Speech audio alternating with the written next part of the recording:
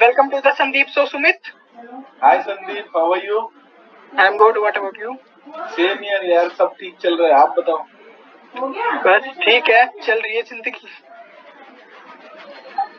तो सुमित, ये आपका वेंचर कैसे स्टार्ट हुआ? मतलब अराउंड, जहाँ तक मैं आपको फॉलो करता हूँ, अराउंड 7-7 इयर्स हो गए आपकी कंपनी को। 7 years तो ये पूरा वेंचर कैसे स्टार्ट हुआ? एक्चुअली मैं बताता हूँ, 2010 से I was working in a construction company. जब मेरा ग्रेजुएशन चल रहा था तो मैं कंस्ट्रक्शन कंपनी में काम करता था। तब मैंने देखा कि लोगों को बहुत बड़ी दिक्कत हो रही है होम लोन लेने में। और जब आप कोई भी चीज में काम करते हो, जैसे भी आप लोग कंटेंट में काम करो, तो आपको पता है कि कंटेंट बनाने में कितना मेहनत लगता है। तो आप जैसे जैसे देखोगे वैसे वैसे सीखोगे।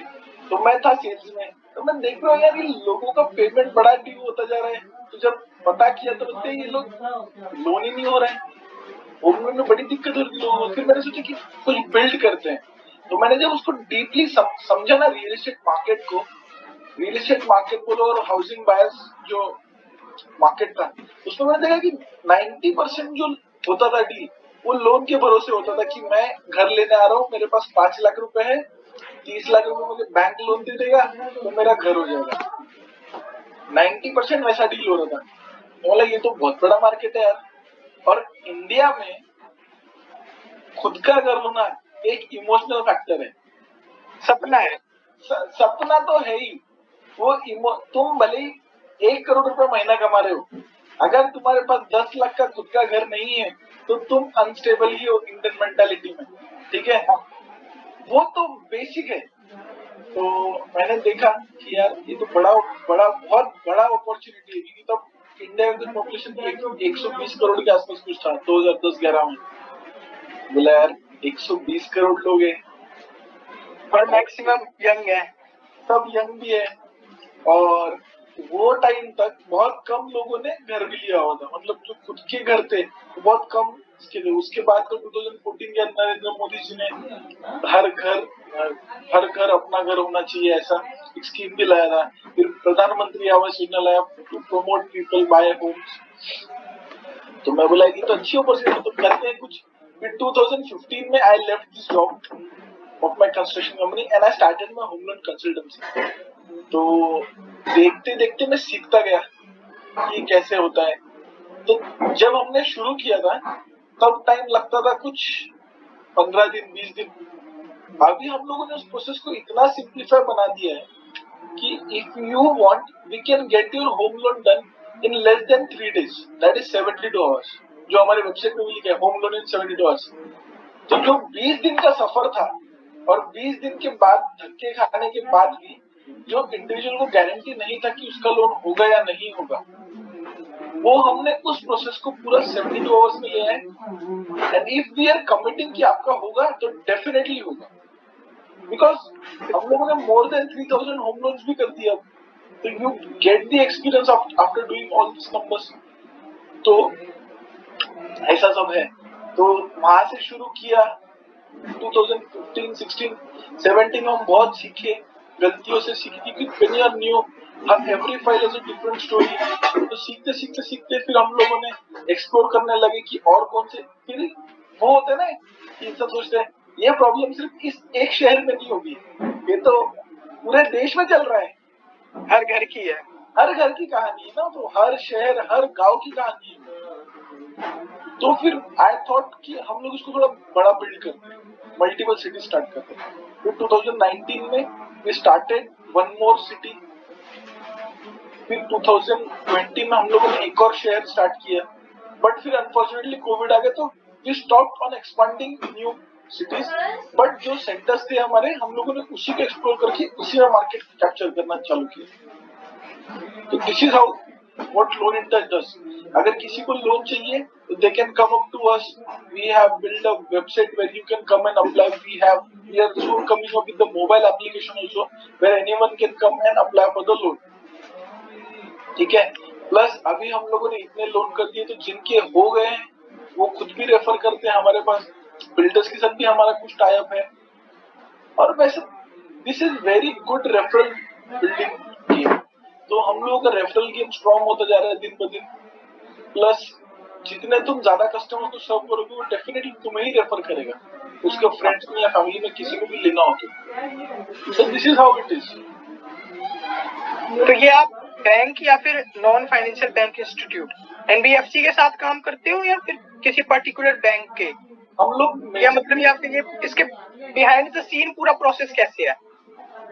देखो बिहाइंड द सीन ऐसा है ना कि हम लोग मेजरली पीएसयू पे फोकस कर रहे हैं, जो नेशनलाइज बैंक होते हैं ना हम लोग फोकस कर रहे हैं, क्योंकि प्राइवेट बैंक्स में इतना प्रॉब्लम नहीं होता है, ठीक है, प्रॉब्लम होता है वहां भी होता है बट इतना नहीं होता है जितना नेशनलाइज में होता है, ठीक है।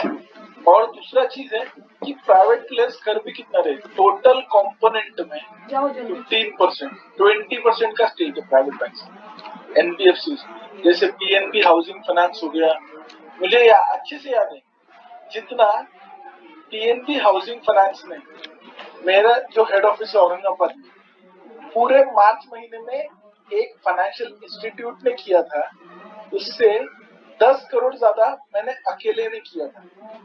तो you understand the quantum what we do. They were like celebrating 50 files and we had cut the cake of 102 files.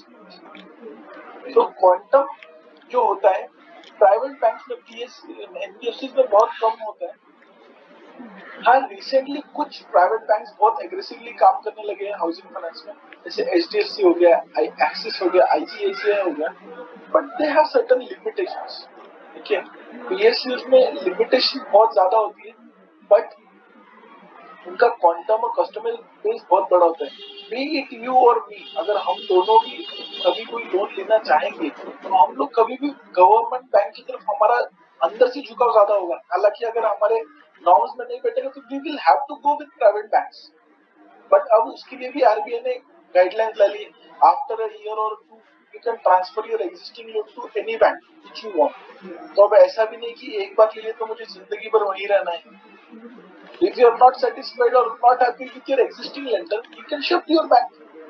जैसे हम लोग नंबर पोर्ट करते हैं वैसे ये भी बैंक में पोर्ट हो जाता है, तो वो अब इतना इश्यू नहीं रहा। और अभी हम लोगों ने पूरे प्रोसेस में टेक्नोलॉजी को भी यूज कर रहे हैं, टेक्नोलॉजी इंक्रीज करके और उसको काम स्मूथ कर सकते हैं, उस पर भी हम लोग काम कर रहे हैं। तो मुझे लोन चाहिए, होम लोन चाहिए, मैं आपकी वेबसाइट पे आता हूँ, जो आपके फॉर्म से मैं वो फिल करता हूँ, डिटेल सेंड करता हूँ, आपके एग्जीक्यूटिव या जो भी है टीम मेंबर मुझे कॉल करते हैं, मेरी डिटेल्स लेते हैं, उसके बाद तो प्रोसेस कैसे स्टार्ट होगा? सी देखो उसमें क्या होता है ना, बेसिकली तो जब हम हमारे पास कोई फॉर्म आता है ऑनलाइन तो उसमें हम लोगों ने सिर्फ कस्टमर का नाम, मोबाइल नंबर और ईमेल एड्रेस ही डिमांड की है।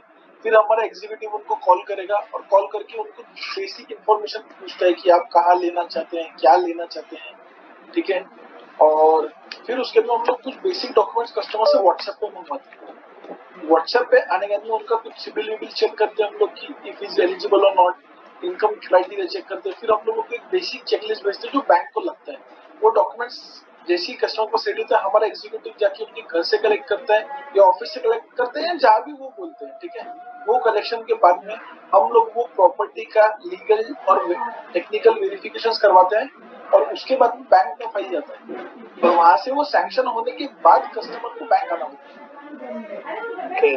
और तो इससे पहले अगर कोई कस्टमर चाहता तो कस्टमर को पहले बैंक आना पड़ता, एप्लीकेशन फॉर्म लेना पड़ता, फॉर्म लेने के बाद में फॉर्म भरना पड़ता, एक चेकलिस्ट से डॉक्यूमेंट्स देने पड़ते, देने के बाद में कुछ रह जाता तो फिर से उसे देने आना पड़ता, लीगल होता तो डॉक्यूमेंट लेके एडवोकेट के पास जाना पड़ता, एडवोकेट के पास जाने के बाद में वो फाइल लेके बैंक आना पड़ता, फिर वो टेक्निकल वाले को अलॉट कराना पड़ता, फिर ले जाना पड़ता, फिर टेक्निकल करवा के लाना पड़ता, फिर बैंक में देना पड़ता, फिर वो प्रोसेस सैंक्शन की शुरू होती और फिर कुछ डॉक्यूमेंट उसमें कम रह जाते तो वो जाके लाना पड़ता। वो जमा होने के बाद में जिसमें ऑलरेडी 20-25 दिन, 1 महीना जा चुका है, कोई गारंटी नहीं है कि आपका लोन हो जाए। हाँ, एलिजिबिलिटी वो बाद में चेक करते हैं। यस, हमारे पास वैसा नहीं, हम लोग सब पहले ही करते। तो ऐसा भी हो सकता है कि जिसे बैंक, जैसे मैं बैंक गया, बैंक ने मुझे मना कर दिया, तो मैं आपके पास आ सकता हूँ? हाँ बहुत बार होता है, बहुत सारे केसेस में होता भी है ऐसा कि कस्टमर बैंक चला गया, उसको बैंक ने मना कर दिया फॉर सर्टेन रीजंस। इसमें बहुत सारी चीजें ऐसी भी कि कुछ चीजें देखो, बैंक में जो लोग बैठे हैं उनके पास में बहुत काम। आप बैंक में गए, आपने बोला मुझे लोन चाहिए, उसने सिर्फ आपको पूछा कि आप क्या करें, ठीक है। आपने बोला मैं जॉब करता हूँ 1 साल से, बैंक का क्राइटेरिया कि 2 साल चाहिए। उसने आपको पूछा ही नहीं कि आपके घर में और कोई है क्या जिसका हम लोग इनकम ऐड करके आपको लोन में बिठा सकते, क्योंकि वो उसके रेगुलर कामों में बिजी था लाइफ, तो उसने आपको मना कर दिया कि आपका हमारे पास नहीं है। बट जब आप मुझे मिले, आपने मुझे बोला कि सर मेरा लोन करवाना, तो मैंने मेरा तो वही काम, मुझे और कोई काम है नहीं, तो मैंने आपको डिटेल में पूछा कि ऐसा हम लोग कर सकते हैं, we will find ways to get your file done. तो फिर हम लोगों ने पूछ के उसमें मिडल में निकाला and then we let you know कि हाँ हम लोग कर देंगे। तो कभी कभी कस्टमर भी सरप्राइज होते हैं, उसको लगता है अरे कैसे कर देगा, मेरे को तो बैंक वाले ने मना किया है और ये एकदम कॉन्फिडेंस के साथ बोल रहे कि मैं कर दूंगा। मैं भी यही सोच रहा था कि बहुत जगह हो सकता है या बहुत बार ऐसा होगा कि बैंक या एनबीएफसी ये हमें मना कर दें बट आप लोन प्रोवाइड कर दोगे। हाँ देखो, उसके मैंने आपको सर्कमस्टेंसेस और रीजनिंग भी दे दिया ना कि आप जब गए तो वो उसका माइंडसेट क्या था, या मे बी वो उस जोन में नहीं था जब आप गए, तो that he might answer your question. उसके पास कुछ ऑडिट चल रहा हो, बहुत सारी रीजनिंग है इसमें, हम लोग कुछ बता नहीं सकते कि उसका माइंडसेट क्या होता है उस टाइम पे जब आप जा रहे हो। बट इसमें बहुत सारे चांसेस ये भी होते हैं कि हाँ लेकिन बहुत बार ऐसा भी होता है कि कस्टमर को हम मना कर दिया बैंक ने, हम भी नहीं कर पा रहे क्योंकि there are certain limitations, right, specially when you are working with a PSU. तो इस बिजनेस में ना मेरे हिसाब से एक आपका नाम सुना है मैंने, और बाकी फिर जैसे ये गूगल पे, पेटीएम, ये फिनटेक कंपनीज है जो लोन वगैरह प्रोवाइड करते हैं, लेकिन वो पर्सनल लोन्स प्रोवाइड करते हैं ऑन बेसिस ऑफ ट्रांजेक्शन। हम लोग फोकस करते हैं होम लोन सिर्फ।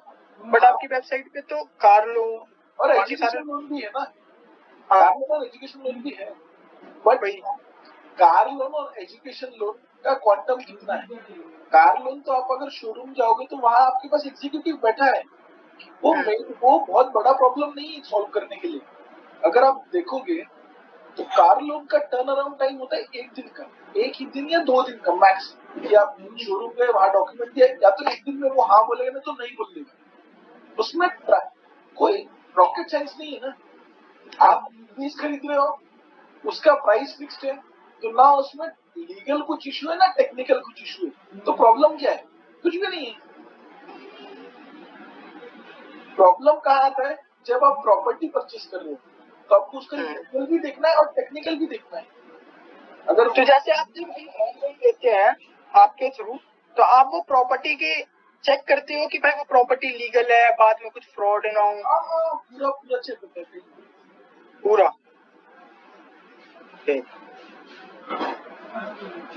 तो इस बिजनेस में ट्रस्ट और ब्रांड कैसे बिल्ड करें?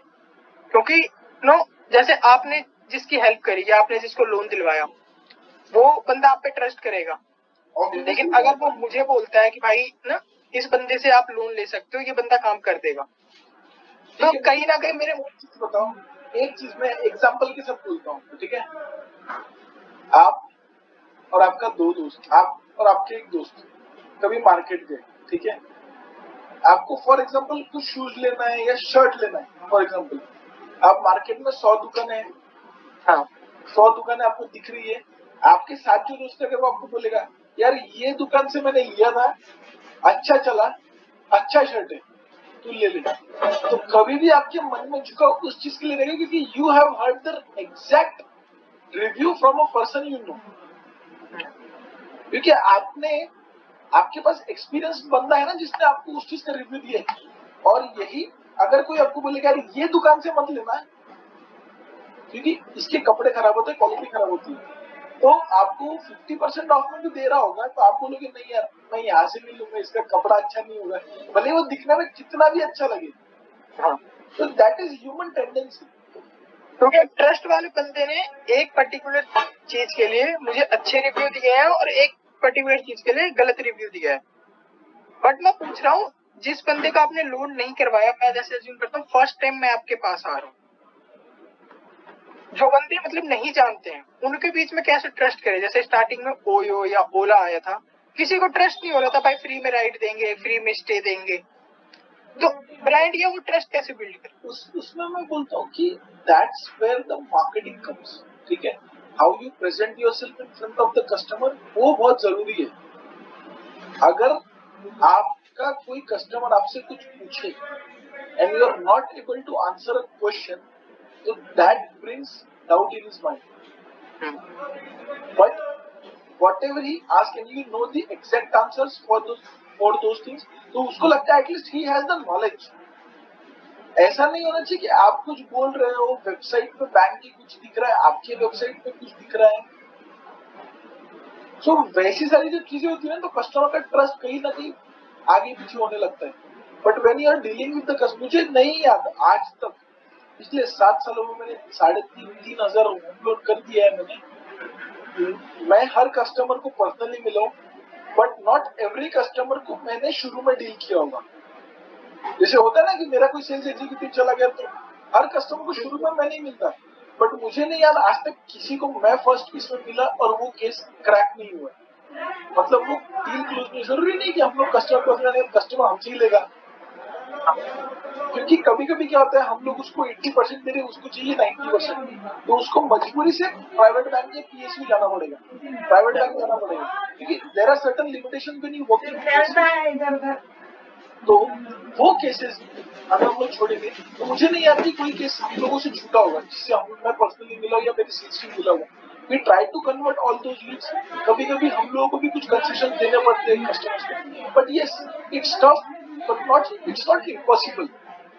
और देखो, कस्टमर का लॉस किधर है? मैं उससे कोई पैसा नहीं ले रहा हूँ, ये बैंक जाएगा वो भी उसको same charges, same rate of interest, सब कुछ सेम लगना है। मेरे पास आएगा तो भी सब कुछ सेम लगना है, बट यहाँ उसको धक्के नहीं करना। तो बैंक और आप सेम इंटरेस्ट रेट प्रोवाइड कर रहे हो। हाँ, तो यहाँ आपका रेवेन्यू मॉडल क्या है? हमारा रेवेन्यू मॉडल है कि जैसे बैंक के हम लोग ऑथराइज सर्विस प्रोवाइडर्स। अच्छा, तो on every case we disburse, bank pays us, bank is giving us money. हाँ, क्योंकि बैंक अगर खुद का सेल्स फोर्स बड़ा करेगा तो उसको तो बहुत टाइम लगेगा ना। हाँ, इतना टीम एक्सपीरियंस वाला। आज हम लोगों का जो स्केलेबल मॉडल है, हम लोगों ने टीम खड़ा कर दिया, हम लोग हमारी टीम को सिखाते हैं, ट्रेन करते हैं, how to greet people, how to calculate the eligibility, legal कैसे चेक करना है, टेक्निकल कैसे चेक करना है, वो सब ट्रेन करने में बैंक का टाइम तो चला जाएगा। और उसके बाद भी श्योरिटी क्या है कि वो बैंक में टिका रहेगा, छोड़ के चला जाएगा। हाँ, गुड अपॉर्चुनिटी। बट यहाँ वैसा नहीं है। यहाँ तो अगर लोन होगा तो बैंक पैसा देगी, नहीं होगा तो कुछ नहीं देगी। हाँ, तो बैंक आपको मतलब कमीशन देती है परसेंटेज के हिसाब से। तो इसमें तो टिकट साइज फिर बहुत मैटर करता है भाई। होम लोन तो टिकट साइज का ही गेम में सस्ता क्या रहा होम लोन, इसमें मिनिमम हम लोगों ने देखो कम से कम मैंने जो तो एवरेज टिकट साइज कितना है? वो सिटी टू सिटी डिपेंड करता है। जैसे हम लोगों के 3 शहरों में हम लोग काम करते हैं, कुछ शहरों में होता है 15-17, किसी में 25-30 है, और किसी में 50 लाख का टिकट साइज है एवरेज। आप कौन से शहर को टारगेट कर रहे हो, वहां का एवरेज हाउसिंग या कोई घर का टिकट साइज क्या होता है। जैसे अगर आप दिल्ली में जाओ या बॉम्बे में जाओ, 1 करोड़ से नीचे क्या मिल रहा है वहाँ। हाँ, दिल्ली में तो हाँ, एक फ्लैट भी आपको 1.25 CR हाँ एवरेज है।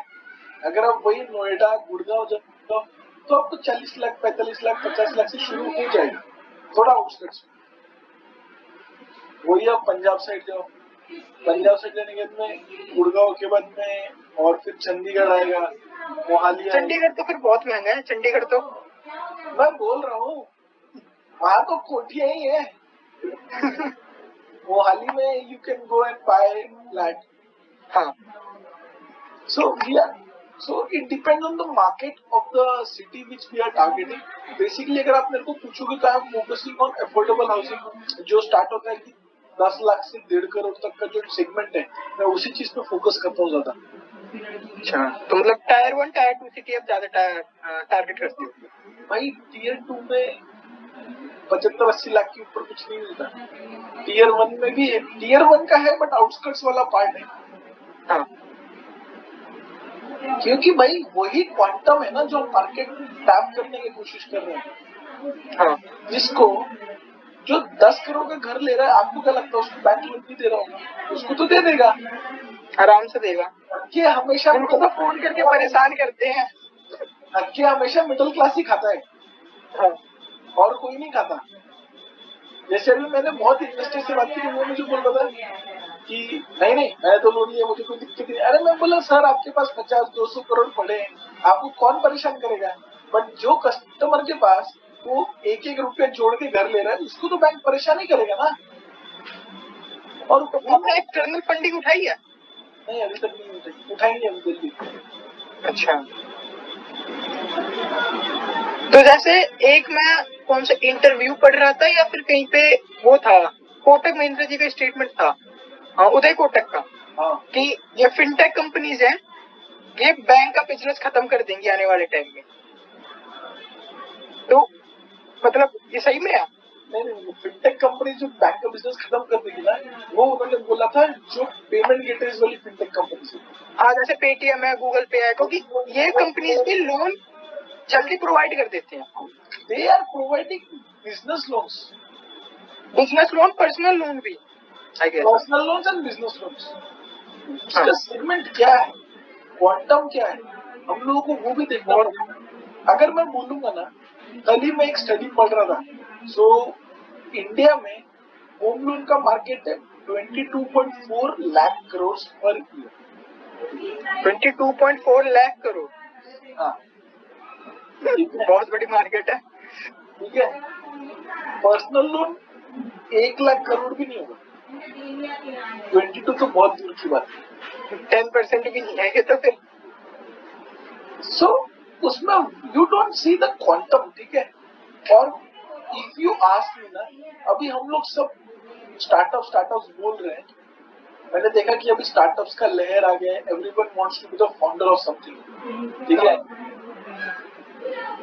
स्टार्टअप्स है, कोई एक इंस्टाग्राम पेज बना लो, वो उसका फाउंडर बन गया, ठीक है। But are you really solving a problem? मैंने बहुत देखा है लोगों को कि कोई कॉफी शॉप खोल रहा है, he has become the start, he tells everyone I have a new startup, I have a coffee shop. That is not a startup. Is it a startup? Is it solving a problem? Startup is traditional business, ये तो पहले भी हो रहे हैं, आपने सिर्फ इसको ट्रेडिशनल बिजनेस, राइट? तो इसमें प्रॉब्लम थोड़ी ना सॉल्व कर रहे हो तुम, प्रॉब्लम क्या सॉल्व हुआ है? What we are targeting is a problem solving thing. आप कॉमन मैन को अगर बोलोगे जाकर होम लोन लेके दिखा, पता चलेगा उसको कितना धक्का खाना पड़ता है। It is a very big challenge for an individual to get a home loan. आप जाइए कभी, लोगों को, कल ही मैं कोई आर्टिकल पढ़ रहा था कि कितने स्टार्टअप्स आ गए, there are 6,000, more than 6,000 startups. Passbook छपाने के लिए अभी भी बैंक ही जाना पड़ रहा है, ठीक है। आप और इंडिया में home loan, you can never give a home loan on technology based. बिना टेक्नोलॉजी की इतना फ्रॉड हो रहा है, इतना चेक करने के बाद, तो आपको क्या लगता है आप टेक्नोलॉजी को लाके उसको कैसे करोगे? आप मुझे एक बात बताओ, इफ यू आर, अभी मैं कोई अगर फ्लैट 101 में रह रहा हूँ, how would you define is it legally और technically right the amount which have been inputted by an advocate और द वैल्यूअर? नहीं कर सकते।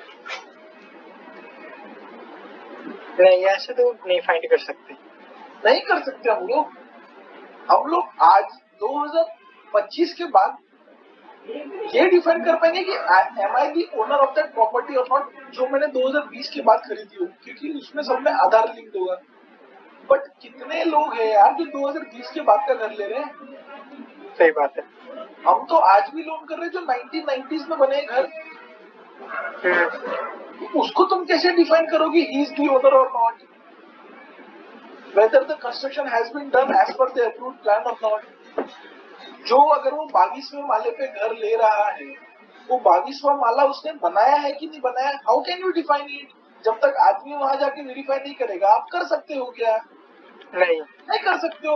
वो तो फिजिकली है ना, वो फिजिकली करना पड़ेगा। उतना टेक्नोलॉजी इंडिया में अभी तक नहीं आया है, और एटलीस्ट 10 ईयर्स हम लोग उसको नहीं कर सकते। हाँ, इसमें हम कैसे टेक्नोलॉजी कहाँ यूज करें? क्या होता है पर्सनल लोन में? कुछ नहीं होता, कोलैटरल आपको कुछ देना नहीं है, आपका सिबिल है, आपका इनकम है, इनकम माइनस लायबिलिटी माइनस कर दो, आपका एलिजिबिलिटी आ जाएगा कि हम लोग इतना लोन दे सकते हैं। आप 10,000 रुपए कमा रहे हो, आप 4,000 रुपए की ऑलरेडी ईएमआई भर रहे हो, 6,000 रुपए बचा है, 6,000 में से 4,000 आपको खाने पीने के लिए लगेगा, महीना चलाने के लिए 2,000 रुपए का और हम आपको ईएमआई दे सकते हैं। This is the simple calculation for giving any loan, right? Personal loan में यही है। बट जब आप घर ले रहे हो, वो 2 रुपए का भी आप अगर ईएमआई भरोगे तो वो घर का वैल्यू है क्या 2 रुपए का? वो कैसे डिफाइन करोगे आप? वो टेक्नोलॉजी बेस्ड आप नहीं कर सकते ना, उसके लिए आपको पर्सन को आउटसोर्स करना ही पड़ेगा, जो जाके घर देखे और उसको देखने के लिए डिफाइन करे उसका वैल्यू उतना है कि नहीं है।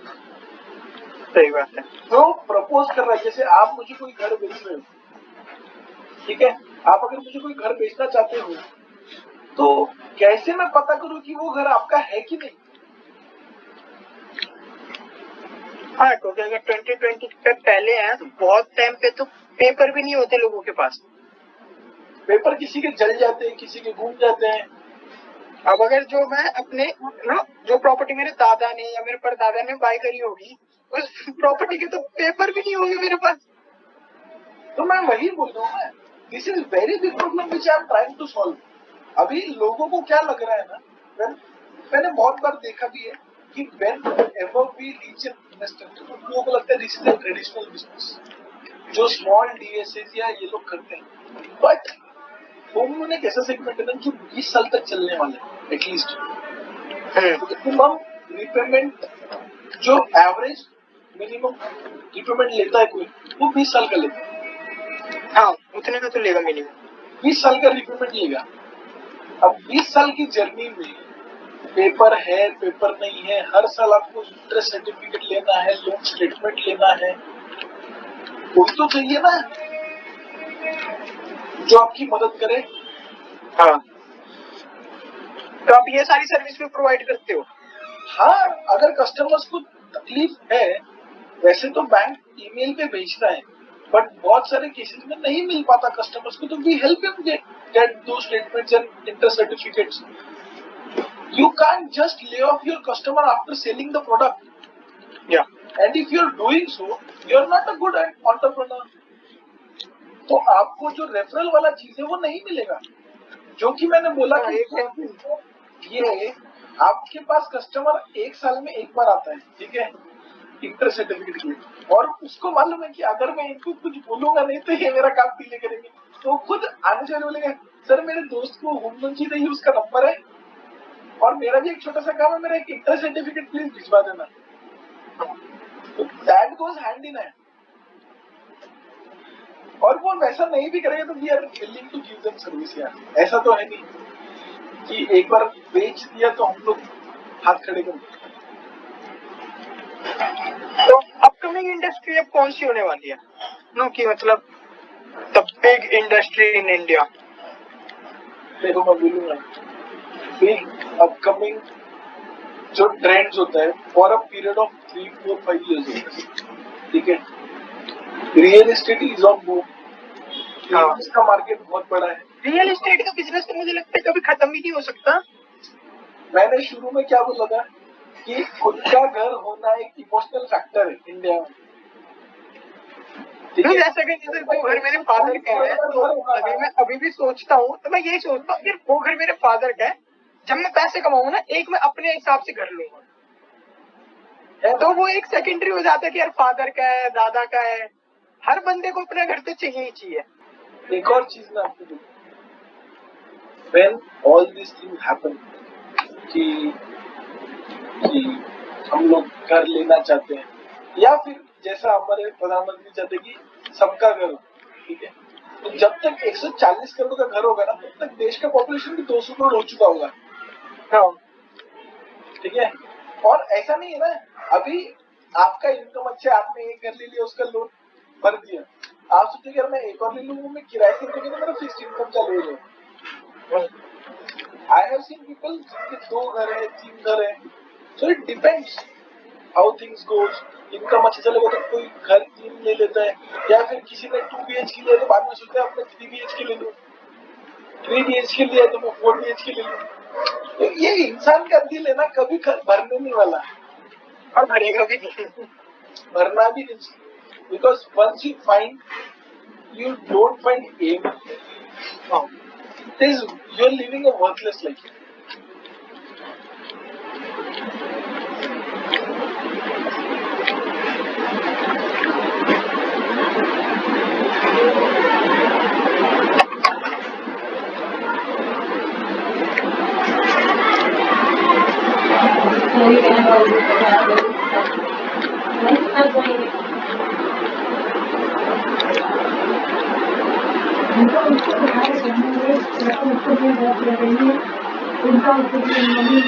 तो कंटेंट क्रिएशन का क्या फ्यूचर है, ये मेरे पर्सनल क्वेश्चन है।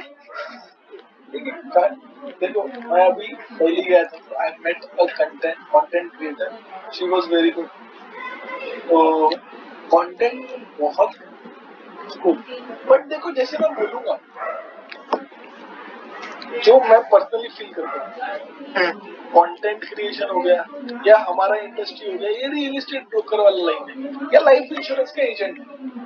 हाँ, ये बिजनेस 0 इन्वेस्टमेंट पे स्टार्ट होता है। हाँ, तो इसके प्रोस भी बहुत है और कॉन्स भी बहुत है। जो बेरोजगार होता है वो ये 4 फील्ड चूज करता है, इसी में आता है, ठीक है। तो you have to stand out of this, ठीक है। तो ऑब्वियसली स्कोप बहुत ज्यादा है, क्योंकि टेक्नोलॉजी बहुत आ रहा है, डिजिटल मार्केट प्लेस बहुत बढ़ रहा है धीरे धीरे। तो कंटेंट क्रिएशन में स्कोप बहुत ज्यादा है। If you focus well you will go, there is no limit, sky is the limit for it. और अब तो ब्रांड्स भी बॉलीवुड सेलिब्रिटी से ज्यादा इन्फ्लुएंसर मार्केटिंग में जाते हैं। क्यों नहीं जाएंगे? They are well connected to their audience. देखो शाहरुख खान आपकी इस पे रिप्लाई करेगा क्या? नहीं, मैसेज पे, बट कभी भी नहीं। इन्फ्लुएंसर्स रिप्लाई करते हैं, they have a very good connect with their audience. And to be frank, even my real sister is a influencer. She has like 16,000 17,000 followers on Instagram, ठीक है। मैं उसको फोन करूंगा, might be she might miss it, but मैं उसको Instagram करूंगा तो I am damn sure कि वो 2 मिनट में रिप्लाई करेगी। हाँ, so she is that very well connected to influencing market.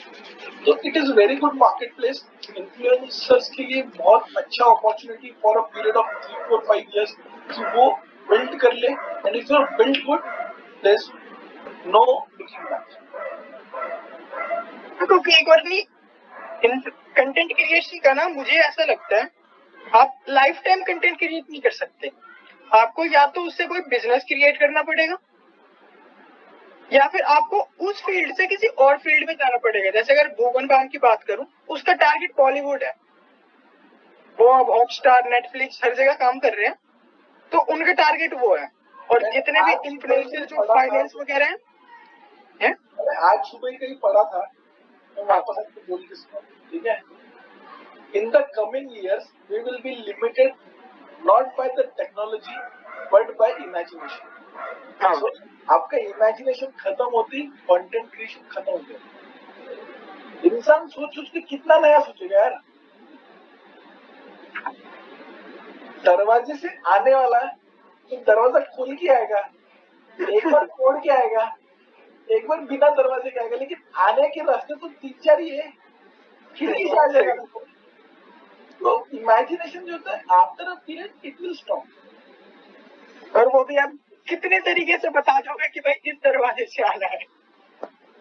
Room में 2 दरवाजे होंगे, उससे तो क्या होंगे। तो सही बात है। सो बहुत